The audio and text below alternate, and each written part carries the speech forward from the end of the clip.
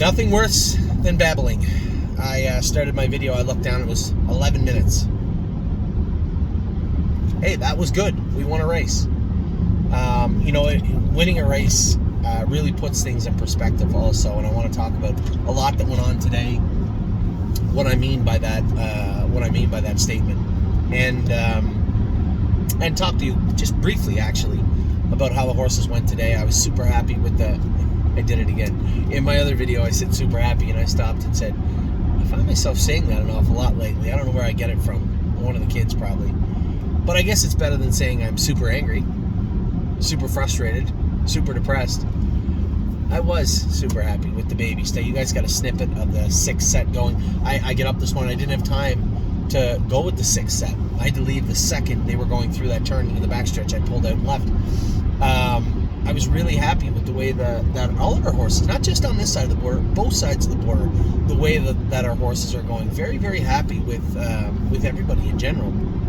Happy with the way the 3-year-olds are coming back.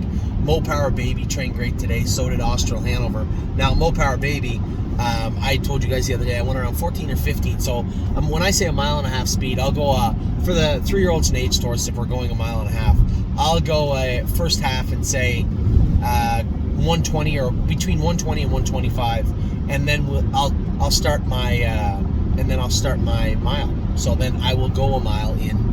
The other day I went 2:14 in the jog cart with Mo Power Baby, and when we were pulling up, I could hear her. She's done this her whole life, and I used to have a horse named Sophisticat long time ago. Maybe 20 years ago. Can't believe that, eh? A long time ago. And Sophisticat, I had Dr. Llewellyn look at her 5 times, scoped her maybe 10 times because she was the same way as Mo Power Baby. What happens is, I think it's a release. I think they're stressed, they're wound up, and then either when they make a break or after the mile, going into the turn, pulling up afterwards, they'll flip their pedal, and you'll hear them roaring, make a noise. It's so weird. The horse didn't do that the whole mile. Mo Power Baby's done it 70%, maybe 80% of her training trips in her life. Today, I trained her a mile and a half speed, and I did exactly what I said I would do. I backed her up, went right in 220. So I think I went a half in 123, and then went a mile in 220. Pulled her up to the fence, no noise, not a whisper. Jogged her back to the barn. I said, it's exactly what she needed. So maybe go a little tiny bit quicker with her on Saturday, maybe. And Austral Hanover was so good again. I just love going with that horse. And it's a good segue to another horse that I love going with was HP Maestro tonight. Not because he won the race. That's always important. Obviously, as the guy sitting behind the horse, it's important. But just because he does what he can. He's not a great horse. He's not a superstar. But he goes out, puts his time in, punches the clock, and goes home and eats his supper. And there's something to be said for a meat and potatoes type horse. And that's what I like to call them.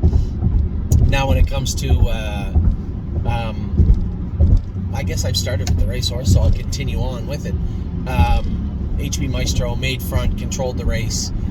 He didn't finish up super strong, but if you look at all his lines, last quarter 30, 30, 29, he's not that 27-second sprinter on the end. And as much as I'd love him to be, I don't care. You get the job done, you get the job done. Thank you very much.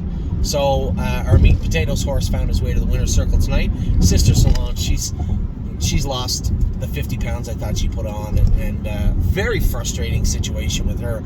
That mile and 58 was what she could go. She was, for affiliate, been in 2-3 a couple of times, made a break last week. I think that was a pretty good mile, following some speed with some aged horses, and horses that I remember, 5-6-year-olds. A good mile from Sister Solange, but she'll be heading Friday morning to Megan Scran. Now, I'd said to Megan, listen, I don't even want to send a horse away that looks very thin, and she is very thin. So I wanted to send her to Megan because Megan has fields at the paddock, at the training center. We don't have them at Northfield. They don't have them at the Meadows, but Megan does. So maybe we can put a little bit of weight on Sister Solange. I told her, I said I wouldn't race her right back in 7 days. She is very ribby, and that's a nice way of saying she's skinny, right? And that's not to say that you can't put the weight on her. She needs it on, and that is for sure. So Sister Solange heading for Megan's on Friday. I did float the idea of The non-winners of 2, Megan has said multiple times, is very, very watered down right now. It may not stay that way, but it has been to date in the non-winners of 2 at Yonkers. Now, I had some clients concerned because they don't have New York owner licenses. I'll reach out to everybody again. I suppose we could race her at the Poconos, but I would like to race her where she can win. That's kind of our mantra, right? We don't have the greatest horses, but we do have horses that can win races. Put them in where they can win. If they can't win races, then they have to leave, and that leads me to probably one of the saddest situations I've been in, aside from injuries, but just with a horse in the last year, is watching Eldys Patrick go from what he was when we bought him, and then push forward to be such a nice horse for us. And then, we said, he looks tired. Let's give him some time off, give him all the time off, bring him back, treat him the best we could. I thought, hey, if we luck out, maybe he's a really, really nice horse. The horse we raced is gone. I don't know where he went to. He just seems flat, disinterested. He seems like he's in a funk. I pulled up today and I said to Tim, I don't know the last time I got rid of a horse that I really, really like, but that is exactly what's about to happen. That was Eldys Patrick's last race for us. Sure, if I had 2 or 3 horses and could just turn them back out and hope that we could reset him again. He's not lame. He's just not good. And that's a nice way of saying he's really bad. The break today was unnecessary. It was a way out. Why? Why do you need a way out? Anyway, horses, winning with HB Maestro is a great feeling. And knowing that Eldys Patrick, not even the break, not even the loss, just knowing that he's just not present it's depressing. It's upsetting. But I do have a job to do. And I've heard the echoes, whispers, and emails and conversations from people saying, hey, if this horse was anything other than Eldys Patrick, he would have been gone 2 months ago. You're right. He would have. 100% correct. I have a lot of respect for the horse, but even my shield only goes so far. So I am going to be forced to move Eldys Patrick, sell him. And I talked to our blacksmith, Enos, who's an Amish guy, and said, and he's not the only one. Macho Martini, if there was an Amish two-step, if he needed 2 horses, those would be the 2, because from here on in, we got some really talented 2-year-olds clearly training down. We got some nice 3-year-olds coming back. We can't continue to put horses on the track that can't do good. It's a disservice to us as a group. It's a disservice to the horses themselves. And if somebody wants to take a crack at Macho Martini and Eldys Patrick, fine.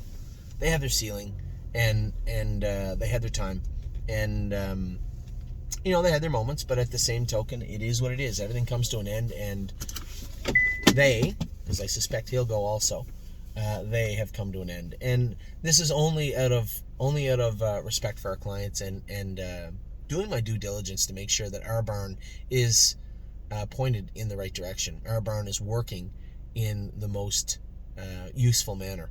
And having horses go on the track that you're always like, fingers crossed, let's see if he trots today, let's see if he's not 20-1. It's just not good business, and it's not good for the stable. So both those horses will be leaving, and I suspect they'll be joined by, as this is the time of year, as we start to qualify the 3-year-olds and get them ready, if there's a spot that they can't do. If we get these 3-year-olds ready and they're not good one by one, they will leave until we're pared down to the powerful stable we usually become in the summer. But that comes from responsible stewardship. So Eldys Patrick and Macho Martini will be leaving, I suspect, soon. I see our blacksmith is messaging me. So we'll see how that plays out. But for now, I am going to get a quick bite to eat.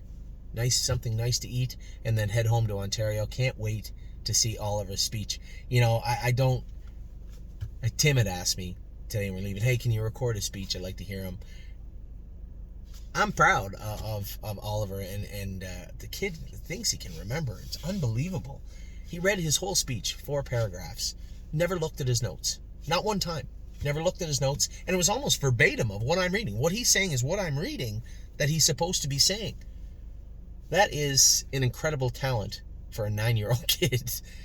for sure. So I'm proud, and I can't wait to see him speak tomorrow, and maybe I will record it. Maybe I will.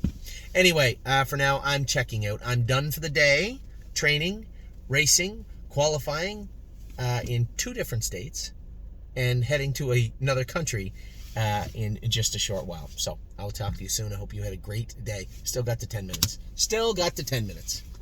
Take care.